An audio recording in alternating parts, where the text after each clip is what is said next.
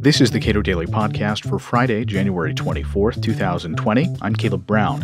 Harm reduction is a concept well known to physicians, but strikes fear in the heart of many politicians because it can connote a tolerance for drug use and other socially disfavored activities.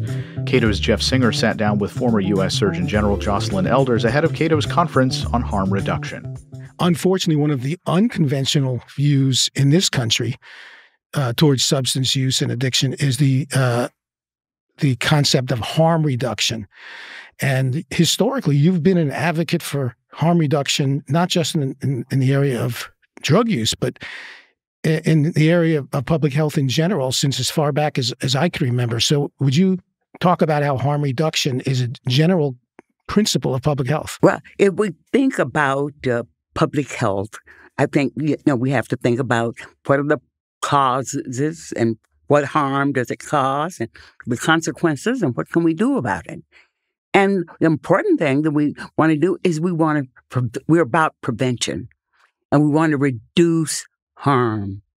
I was years ago when I first started, I was really about working hard with things like teenage pregnancy. But I wanted to reduce unplanned pregnancies, and I wanted every child to be a planned, wanted child. I've never felt when we talked about drugs and alcohol, I never felt that our jails was the right approach. What we did was we made the United States the world's fattest jailer. Yes. And I think that, and we didn't reduce the use of drugs. And of course, the young people that it most affected, that bothered me the most, of course, was young, especially young Black males, that was much harmed by our laws related to drugs and alcohol, and especially marijuana. I recall back in your days as Surgeon General, you were talking about when it came to sex education in the schools that I think, didn't you once refer to insisting on abstinence as a form of child abuse? Yes, and I still feel like that. I feel, abstinence without education and not providing young people the resources and what they need to protect themselves is child abuse.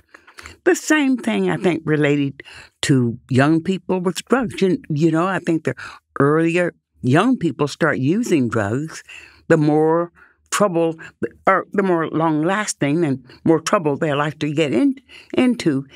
And so I think we have to start early. We have to educate our young people. We have to get the community involved. We have to get everybody involved to really make a difference. And we have to create a community that's where young people feel accepted, protected, and safe at homes, at schools, at church, wherever. Because the reason they end up going to drugs often is because of problems elsewhere. And many addiction specialists believe that asking people who have this compulsive behavioral disorder to just abstain is, again, a form of abuse. It's asking the impossible. It's more important to focus on what will get them safer, will get them, help them avoid harm. I definitely agree, and I'm not a drug abuse treatment specialist, but just ask somebody to really abstain without helping them to moderate or to slowly begin to ease into things that they can do to reduce this compulsive, repetitive behavior just makes no sense at all. We can't jail ourselves out of this problem. We've tried, and it's failed. You famously said, I have a quote here in the Memphis Flyer back in 1995, quote, "If drugs were more available, there will be more users, but not more addicts. Only 5% of those take drugs who take drugs become addicted. And you said we need to educate young people not to use drugs, and we need to keep it out of their hands, but we don't need to make them criminals if they use drugs. Once they get out of prison, only 20% of those serving time on drug charges will ever get a job.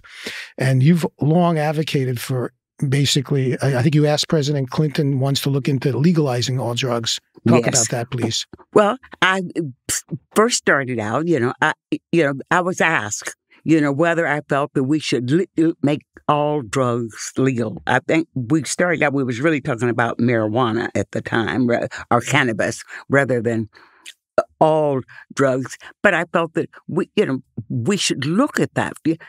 We have to go back and look at the history of how they became illegal. They weren't always illegal. And so when we go back and look at the history, we found that much of it was really done as punishment, not as a form of treatment or to reduce drug use. So I very much think that the way the country is moving now to look at cannabis as making it legal or acceptable will reduce the number of young people or people in prisons because they don't really learn any new behaviors. They really learn to be criminals. And they're more likely to repeat. They're less likely to end up being able to get a job or to be able to get federal funding for their education.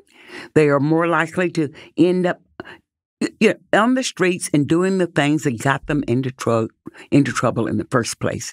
So I feel that we as a society need to totally rethink our drug laws and what we're doing, because obviously what we're doing is not working. I think you also have some personal experiences with this because your son, I think, battled cocaine addiction. Am I correct? My son very much battled cocaine addiction. He was drug-free, I think, absolutely drug-free for more than 15 years.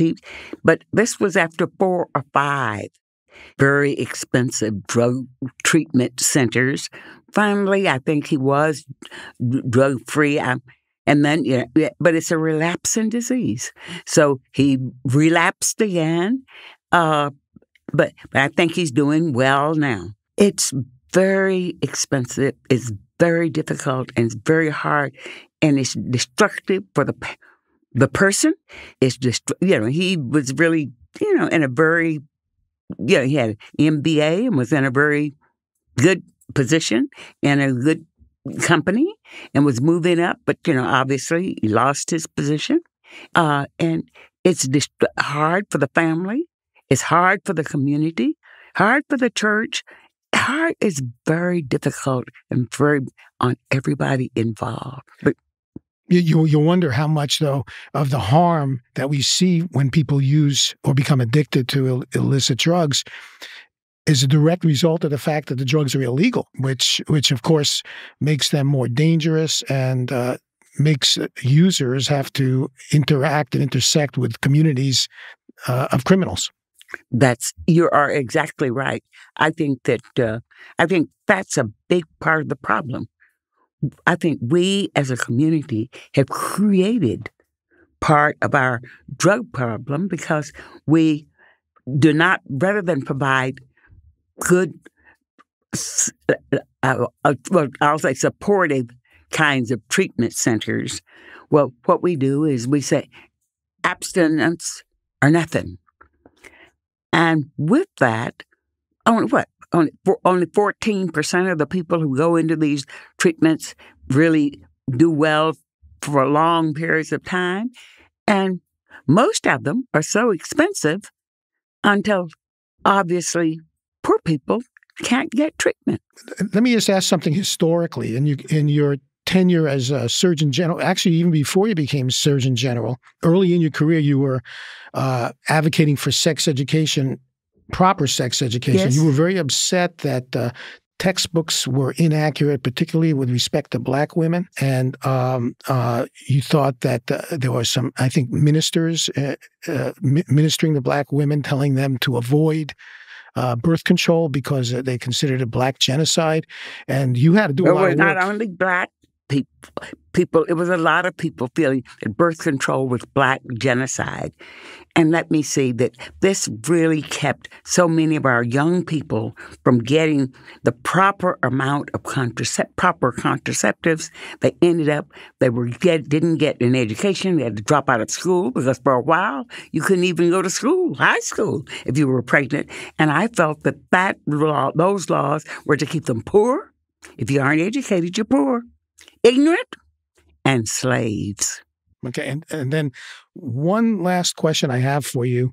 Of course, there was a very famous incident when you were speaking at an AIDS conference, I think, at the United Nations. Yes. And I think that you might have been misrepresented in the media about your comments regarding masturbation. So I wonder if you could discuss that.